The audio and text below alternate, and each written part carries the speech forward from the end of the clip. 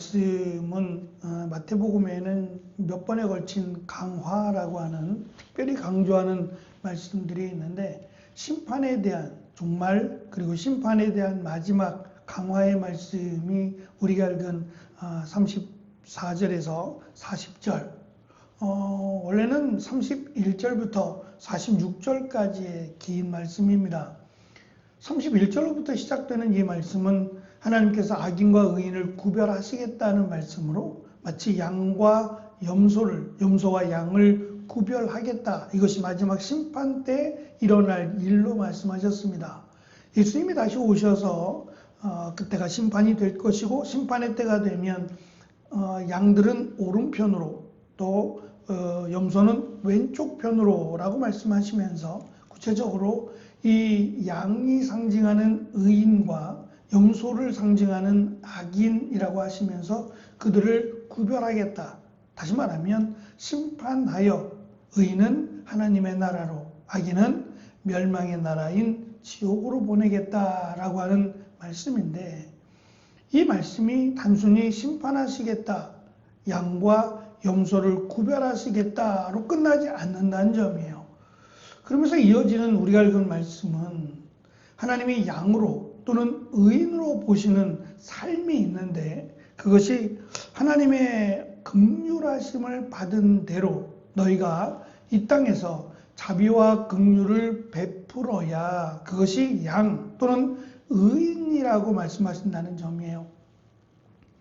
의롭게 되는 것은 분명 예수 그리스도를 믿음으로 의롭게 됩니다. 이건 하나님의 약속이고 하나님의 은혜와 또 자비와 긍휼하심입니다. 그래서 우리가 예수 그리스도를 믿음으로 이제는 악인이 아니라 의인이라고 하는, 또 하나님의 자녀가 되는 은혜를 받았습니다.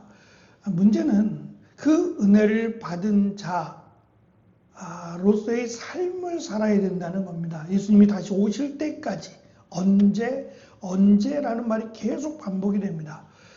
이것은 제자들의 질문에서 나타나죠. 언제 오십니까 예수님이? 라고 하면서 그때와 시기를 물었습니다. 그때와 시기를 알면 내가 조금 그때 전까지, 예수님이 오시기 전까지는 조금 내가 원하는, 또 내가 바라고 소망하는 삶을 살다가 예수님이 오실 때가 되면 그때는 정신 차리고 부르심에 합당한, 구원받기에 합당한 삶을 살겠다라고 하는 말 그대로 꼼수가 작용하는 거죠. 근데 예수님은 그때는 알 수 없다라고 하시면서 지금 우리가 읽은 25장에서 때에 대해서 말씀을 하시기 시작합니다. 중요한 것은 그때의 시기가 아니라 언제 오셔도 라고 하는 말씀이에요.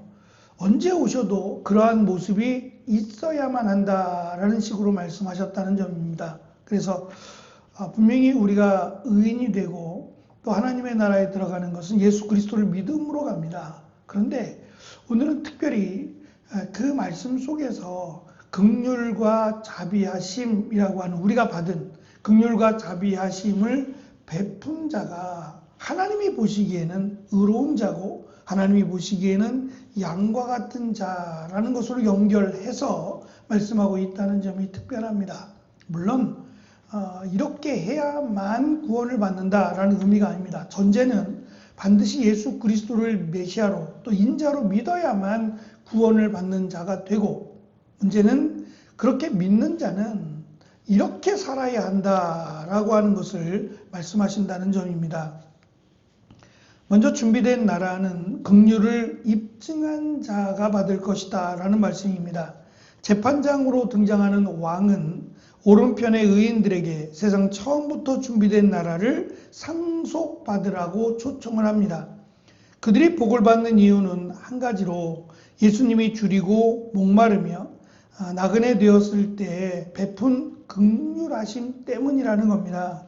하나님의 나라는 전적인 은혜로 들어가지만 그 받은 은혜에 합당한 권리가 소외된 또는 연약한 이들의 아픔을 내 아픔으로 여기는 구체적인 사랑의 행위로 입증되어야 한다는 겁니다.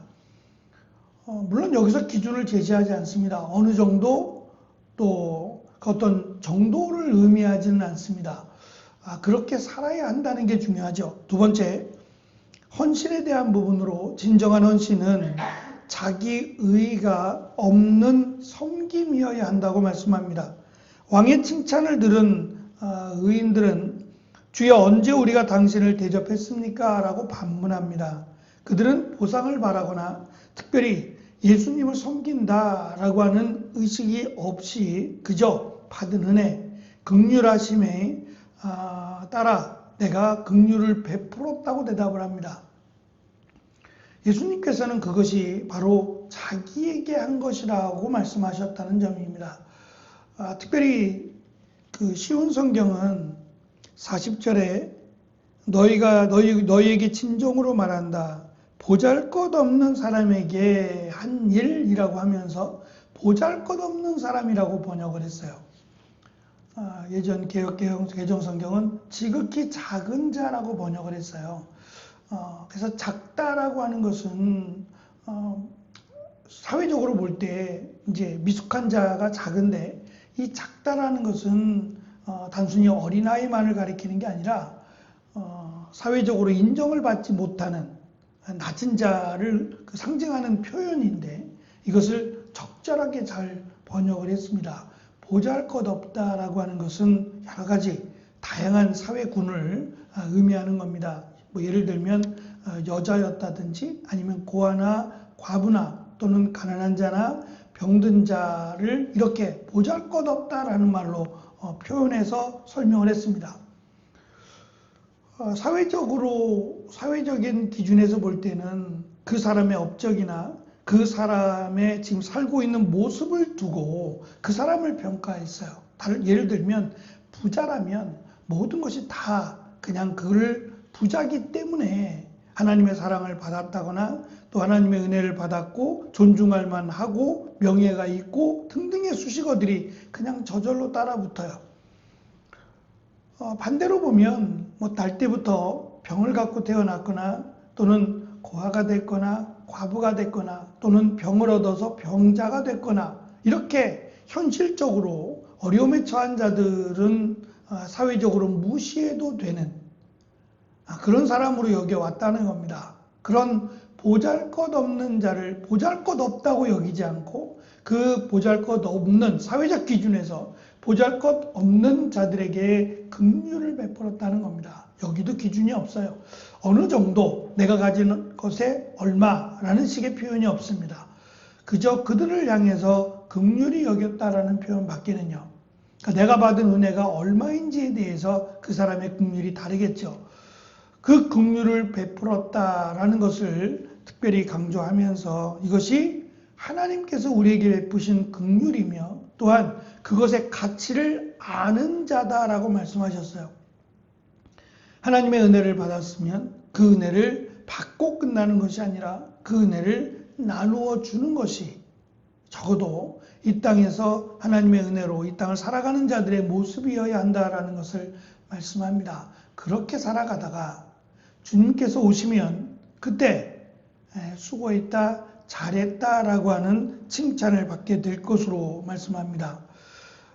특별히 예수님께서 마태복음을 시작하면서 이 땅에 오시면서 구약에서 예언했던, 이사야에서 예언했던 메시아를 상징하는 언어가 임마누엘이었습니다. 하나님께서 우리와 함께 하시다라고 하는 뜻인데, 이 함께 하시는 대상이 누구냐라고 하면서 예수님께서 이 땅에 오신 목적이 십자가에 달려 죽으시고 보잘것없는 자, 하나님께서 보실 때 보잘것없는 심판을 면할 수 없는 죄인들을 위해서 임마누엘하여 오셨다 그랬습니다. 그리고 이제 마무리 짓는 25장에서 우리가 예수 그리스도를 믿으면서 누구와 함께 하느냐는 겁니다. 마치 예수님께서 임마누엘, 우리를 위해서, 죄인을 위해서 임마누엘 하기 위해서 이 땅에 오신 그 예수님을 믿고 그 은혜를 안다면 우리도 저들과 함께 보잘것없어 보이는, 세상이 그렇게 인정하는 저들과 함께 해야 한다는 겁니다. 그것이 임마누엘 하신 예수님의 은혜, 또 예수님을 믿는 자들의 모습이라고 특별히 강조하고 있습니다. 최후 심판의 자리에서 이 심판 또는 판결은 번복되지 않습니다.